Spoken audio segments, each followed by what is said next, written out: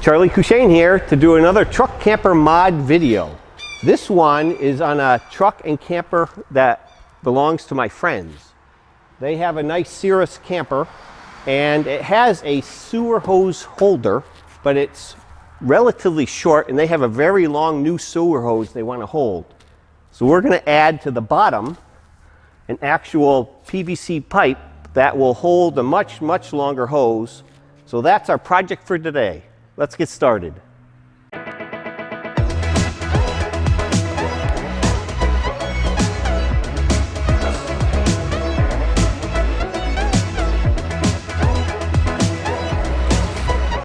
To start construction, we use a piece of 5 by 5 inch vinyl fence post, which is large enough for the RhinoFLEX couplings. The first thing we have to do in this construction is to cut it to about 7 feet long, which is the length of the back of the trailer, so we can get as much hose as we can in this pipe.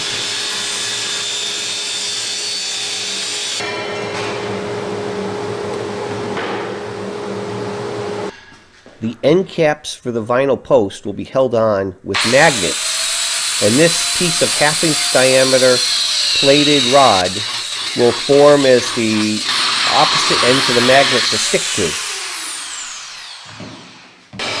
Deburring the ends of the rod so that there's no sharp edges is very important, so nobody ever gets cut sticking their hand in the pipe. Before I attach the 1/2 inch diameter rods to the inside of this post, I need to sand it down so it roughens the edge so that this 2-part Gorilla Glue epoxy will adhere really great to it. After the epoxy is sufficiently spread in the corner, I take my 1/2 inch diameter rods and stick them in each corner, doing one at a time, and just having the end of it stick out proud beyond the end of the pipe.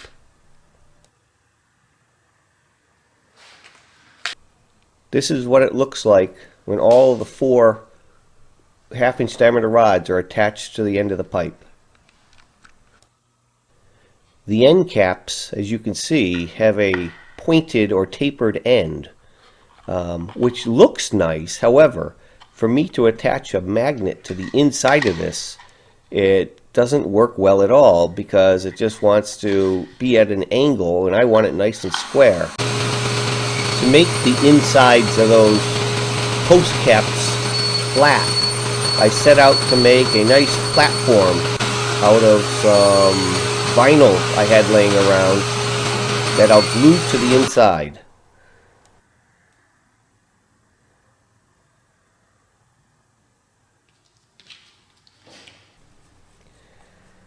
After mixing up more of this 2-part Gorilla epoxy, I take the vinyl pieces I cut and put a whole bunch around the edge that will fit on the inside of those caps, and this will make a nice flat platform for the magnets to stick to.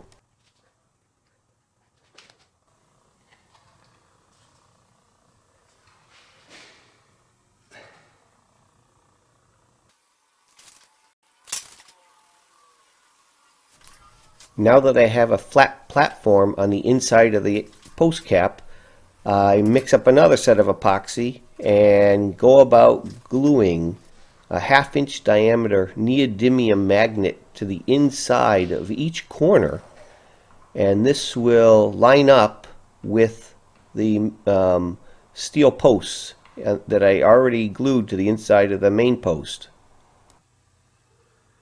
Here is a look of where the magnets line up with the corners of the inside of that vinyl post. Epoxy has dried for 24 hours. I'm doing my first test fits to see how the magnets attach to the steel posts, and it really fits great, nice and strong. One of the last details to work on before mounting this whole device is I cut two vinyl rectangles, as you see here. One is taller than the other, so that these will be spacers, so that the pipe, when mounted, will be at a angle to allow it to drain out if any water ever gets in it. Okay, the first thing to do is we're going to measure and put these supports at 4 inches.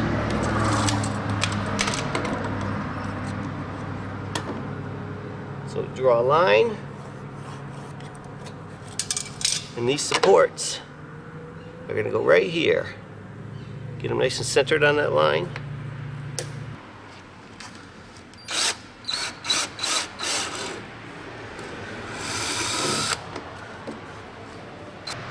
Okay, what I've done is put the pipe roughly in position, and the only way I can think to hold it there is with the 4x4 pipe on my jack, and I slowly jacked it up till I got it where I want it, and then now I can mark the holes where I want to drill.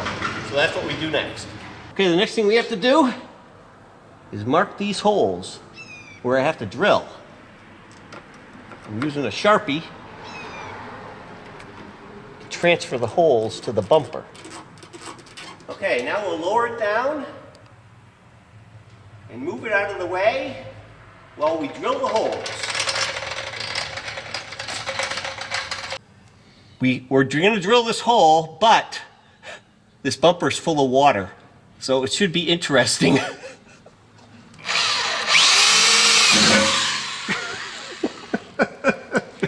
I think we'll let that water come out for a minute before we drill another hole.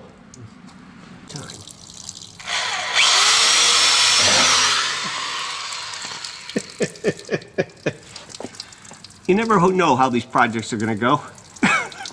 Now we're going to get the spacers ready, put them on the holes where they belong,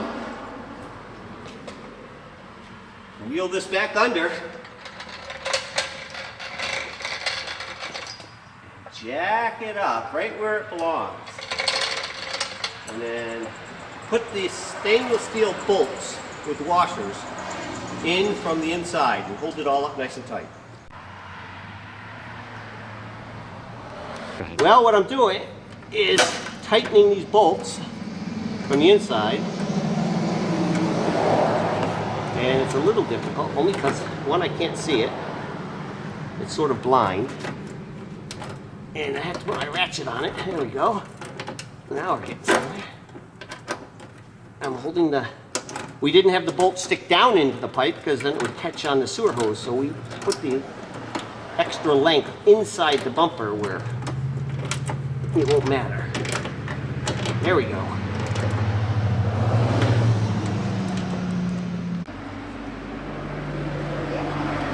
There we go. Solid. Next thing to do is install this cap. Now this cap is just a simple screw it on, and marked it so I knew which way it went. And then we just put some screws in.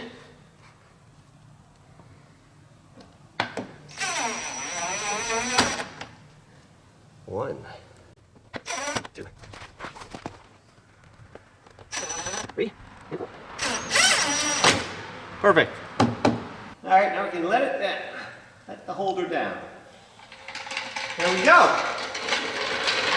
All done, ready to try it with a sewer pipe.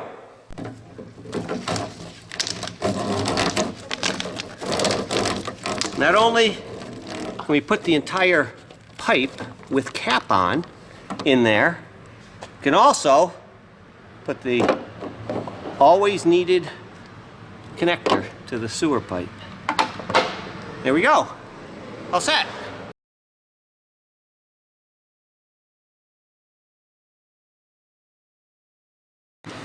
And as you can see by design, as the hose goes in, it does not rub on a magnet. The hose never gets close to the magnet, so nothing ever will rub on that. So it should work good for many years. Perfect. Okay, here's the final install. The nice long pipe connected under the bumper. And this is the end where their sewer connection is, where they wanted this cap and the hose. All easily accessible right from this end. So you just put the cap back on. Job all done.